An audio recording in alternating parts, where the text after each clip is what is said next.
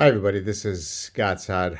I just saw a clip on X where Sam Harris is sharing his profound disappointment that Joe Rogan would allow all sorts of people on his platform that, quote, spread disinformation and misinformation. He mentions a guy by the name of Dave Smith. I'm not exactly sure who he is. I know he's some kind of anti-Israel guy.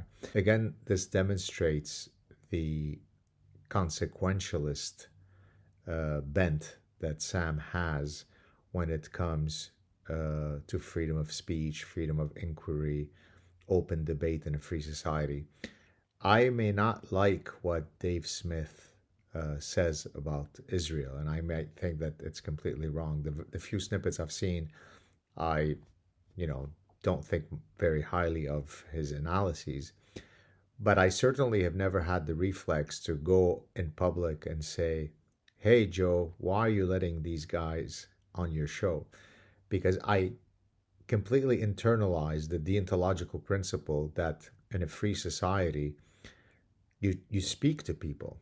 But I never have the reflex to say, hey, Elon, why are you allowing these people on X? These people are sending me all kinds of mean anti-Jewish insults. Please cancel their accounts and so on. Precisely because I understand that in a free society, short of direct incitement to violence and so on, all bets are off. You either believe in free speech absolutism or you don't. When a respected tenured professor defends free speech absolutism in the middle of the worst spike in anti-Semitic violence in decades, you listen politely, but then you speak up. And this episode is about the gap between intellectual theory and the tactical reality of violence, between podcast debates and real-world consequences, between free speech and what happens when you platform hate, and how long it takes for the violence cycle to actualize. I'm a former member of Israel's top counterterrorism unit, and I've spent 25 years in the security space, and I've watched firsthand how disinformation fuels violence. And this week, Elon Musk reposted a video from Professor Gad Saad, and in it, Saad criticizes Sam Harris for calling out Joe Rogan's decision to platform people like Dave Smith, voices accused of spreading anti-Semitic and anti-Israel disinformation. In Gad's position, you either believe in free speech absolutism or you don't. Sounds noble. Sounds really clean. But it's dangerously incomplete. And I'm going to explain why.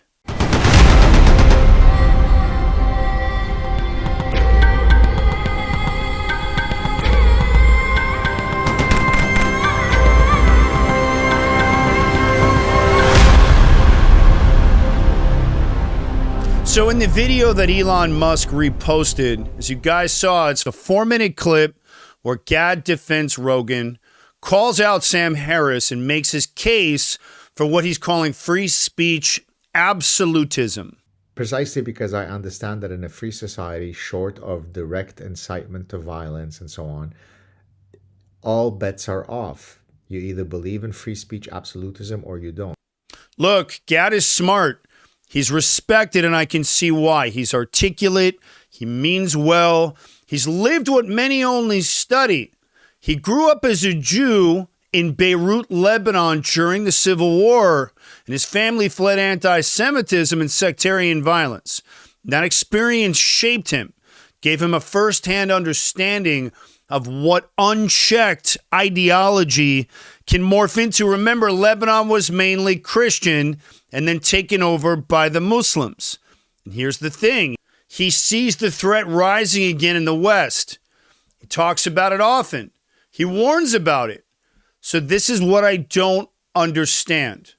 If you know what hate turns into, Gad, if you fled it once, if you recognize it metastasizing again, then why the absolutism?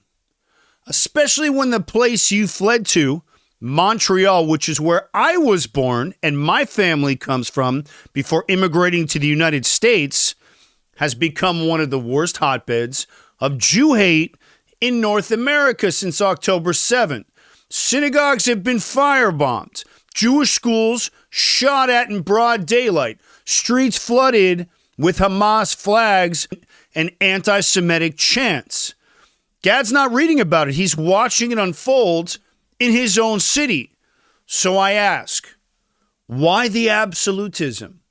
Why cling to a position that says all speech should be protected, even if it spreads hate, radicalizes minds, and ends in potential bloodshed? Because here's the truth. Let me educate you on what we call the violence cycle in the law enforcement and national security space. Hate doesn't become violence overnight. This metastasizes. Hey, are you guys a fan of the Aaron Cohen Show? Do me a favor and help support the show and join my sponsorship team.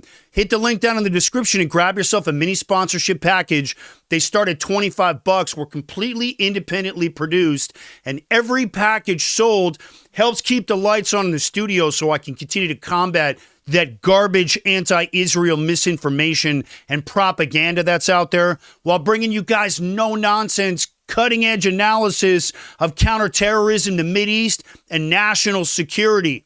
And in just 90 days, the Aaron Cohen Show is now the fastest-growing counterterrorism and national security show online, with over 100,000 subscribers in the first 90 days. And why? Because of you, the fans. Do me a favor, help support the show and join my sponsorship team. Hit the link down in the description and grab yourself a mini sponsorship package and help me to continue to fight that fight. Appreciate you guys. We saw the same thing in Nazi Germany in World War II. It starts with rhetoric, gets repeated, gets normalized, gets legitimized, and finally gets acted on. Hitler didn't start with the gas chambers. He started with the propaganda machine. Jews became dehumanized in speeches, newspapers, and posters. And once society bought the narrative because it was normalized, the violence became policy. Al-Qaeda and ISIS, as you know, didn't start by flying planes into the towers, didn't start by flying planes into buildings. They started with the messaging, the ideology, with the grievance-based propaganda broadcast in madrasas and online, and what they called education. And that rhetoric radicalized minds long before any bomb was built or attack was carried out. And even today, Al Jazeera, owned by Qatar, a network praised for its free speech principles, gives airtimes to terrorist apologists, Holocaust deniers, and ideologues who glorify martyrdom operations, and they pump it out to billions across the Middle East, and packages it as journalism, but it's radicalization wrapped in a suit and a tie. All of it, speech. All of it, protected under the banner of expression. All of it, a launch pad for violence. So when a smart, highly educated man like Gad says, no, you either believe in free speech absolutism or you don't, what he's really saying is, even if the rhetoric leads to bloodshed, it should be protected. And I can't agree with that. And even though he denounced calls for violence in the video, at what point does the rhetoric become violent? Because I've seen how it ends. Gad's never worked the radicalization cases. He's never hunted the terrorists. He's never had to assess whether someone consuming hate online is ready to act. He's never sat in a debrief after the synagogue shooting. So while I respect him deeply on this issue, this is where I draw the line. Because when you've been where I have, and where you've been where Israel is right now, you don't debate the theories, you start identifying the threats. And the FBI is dealing with that right now under its new leadership, and they're unfolding faster than they can handle those cases. Now, Gad Saad calls out Sam Harris for criticizing Joe Rogan. He accuses Harris of betraying free speech by pushing back for moderation. And look, I understand the concern. The word misinformation has now been weaponized. It's been abused. But let's not confuse what we're really talking about. From a security lens, disinformation becomes radicalization when it's repeated, unchallenged, and echoed in massive platforms. And those platforms, they aren't neutral. They amplify. It's not censorship. It's reality. And that's where the inherent danger lies. The reach. So the quote, you either believe in free speech absolutism or you don't. To me, that's a philosophy. But here's the security reality. You either ignore how propaganda leads to attacks, or you've seen it up close. And when Rogan gives a guy like Dave Smith, a guy who spreads anti-Semitic and anti-Israel rhetoric, a global audience of 11 million people, doesn't just stay a conversation. To the next shooter, to the next Molotov cocktail thrower, to the next radical, it's proof that hate is mainstream, and that, in my opinion, is when it gets dangerous. And I'll say it again, Gad is smart. I respect him, but he's never carried the body out of a terror attack. He's never responded to an active shooter scene.